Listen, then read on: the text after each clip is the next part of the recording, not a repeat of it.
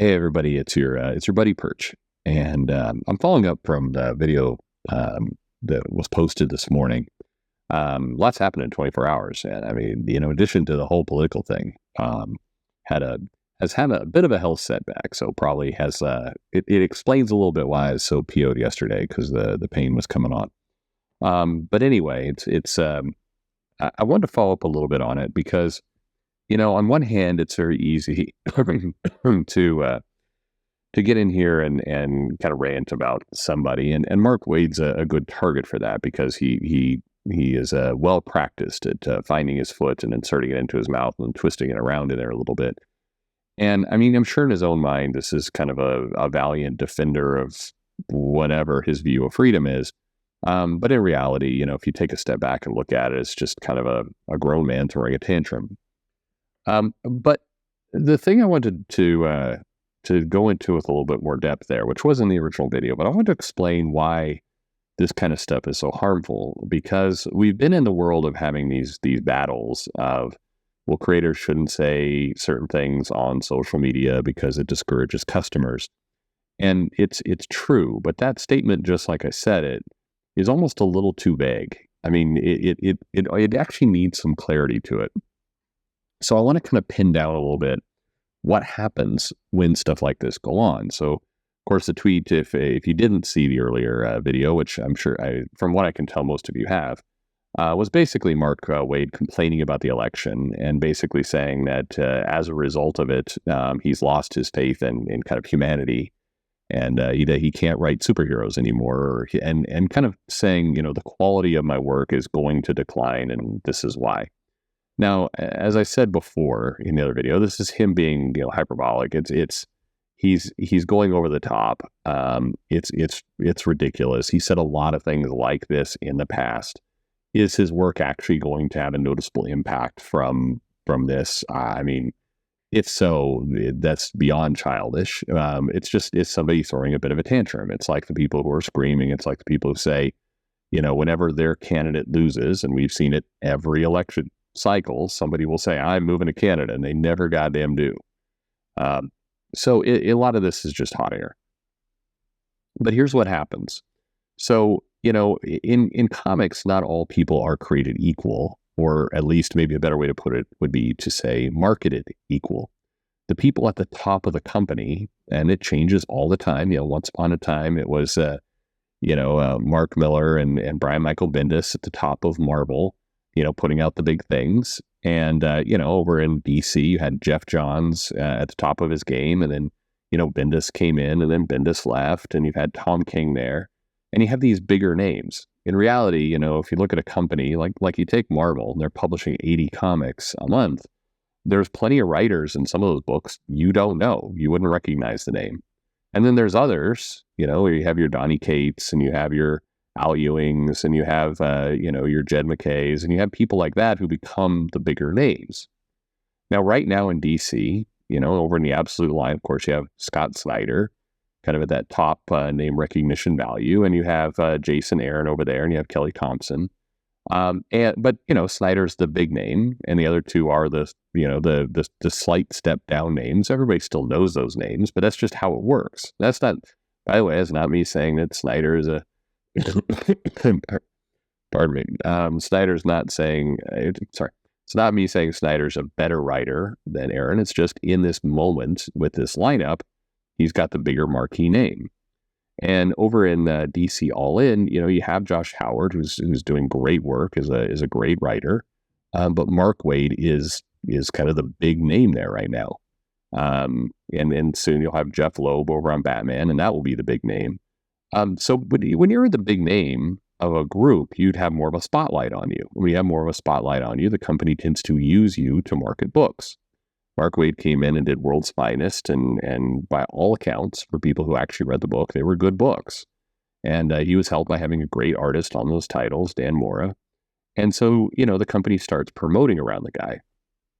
And so that's why when you say things like, my writing is going to suffer on the cusp, meaning on the, just, a heartbeat away from the launch of a major Justice League book, a major book for the company, keep in mind, DC hasn't had a Justice League book for a minute.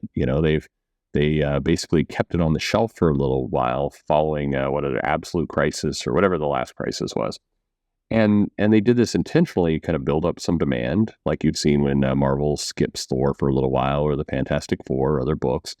They built up demand, and now you've got this Justice League. It's a huge launch. It's a very different, well, sort of type of Justice League with a lot of members in it. And they did the little card giveaway at the comic book store, and so they've just put a lot into this. And right when you're on the eve of this big launch, you have the writer, who is a name people recognize, a bigger name, say things like, I don't need to, my work's going to decline. I can't write heroes anymore. What are you supposed to do with that? You know what I mean? It deflates that series. And so it gets me angry because, one, it's a completely unnecessary fight. It's a completely unnecessary problem to have to deal with. It was a tweet that what DC, the publisher, will hope is that most people won't see it. That they'll just kind of pretend it didn't happen. That's kind of where they're at from a marketing perspective now. And then the other thing that I mentioned, and I just want to stress, there's two groups who are somewhat helpless in all this. The first is the retailer, who, and I know it's not the best to think about it this way, the retailer kind of is the first customer in this mix. The retailer orders these books, and the retailer was encouraged heavily by DC to go all in, no pun intended, on Justice League, to order big. They had the promotion with the cards and everything else. So lots and lots of comics were ordered by retailers who have to turn around now and resell them. And you've got the marquee writer saying, my work's going to decline. It's not helpful. Again, when you find yourself in a position that you're just hoping nobody sees it, that's a bad place to be. And then the other one, and I don't think this gets nearly enough coverage in comics, because it's very casual for a lot of YouTubers to run around and insult people and talk about, this creator said this or that or everything else. But it's not one person who makes a comic. It's a lot of people. And those people are often, they're not paid the same as Mark Waid. They're not the big names who have the kind of basically everything behind it. And like I said, Dan Mora will be fine. He's got pretty great reputation at this point, but he doesn't have the same kind of press. Tamara Bonvillain is doing the coloring on this, and Tamara Bonvillain, has made many a comment on social media before, but hasn't for a while. It's kind of been quieter. I haven't seen, maybe now with the Trump thing, it's all returned. But basically, this is somebody who, like Dan Mora, now gets to live by the consequence of this tweet. So the writer makes one comment, they now get to live with it. And they don't, Tamara Bonvillain and Dan Mora are no names, but Tamara doesn't have the same kind of, secure part of the industry that these guys do. And then this isn't even counting, the letterer, the assistant editor, all the other people on the book who worked hard to kind of put this stuff in, and now are they're basically living with the biggest creator on the book saying, I can't write superheroes anymore. All this stuff hurts, and you feel, at least for me, and maybe I'm just a sap, I feel for this creative team who now gets drug along with this completely without, no fault of their own. They have to live with the consequences of this. And so if we really want to talk about, what is garbage behavior, or what is a hero, what is just a good person, I think making a decision that impacts your entire team negatively, that's not exactly heroic behavior.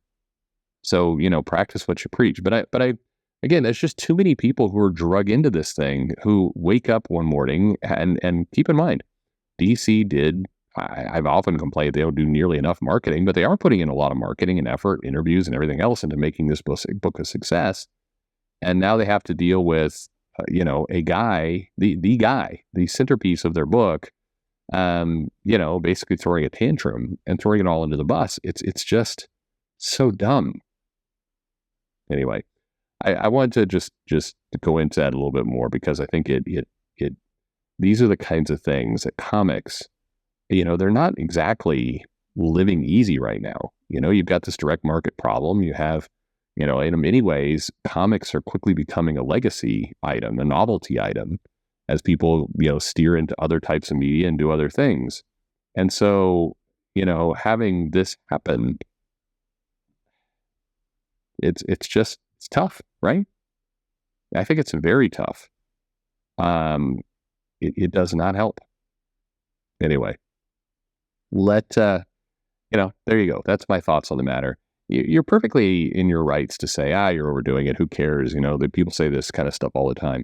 But there's just been so many comments about, creators shouldn't, insult the fans on social media. It's more than that. It's because they're not speaking for themselves. They're speaking for the publisher, all the other members on their book. This has been brought before, and creators are like, well, my Twitter is just my opinion. Yeah, it sounds good. But when you inflame the situation, everyone else who then works with you has to live with that. And, is that fair? No, but that's how consumers are. Retailers had nothing to do with any of this, have to figure out how to shuttle your book. So, it's just, if you're a creator, think twice about this stuff. You're not just speaking for you. Anyway, thanks for listening. Hey.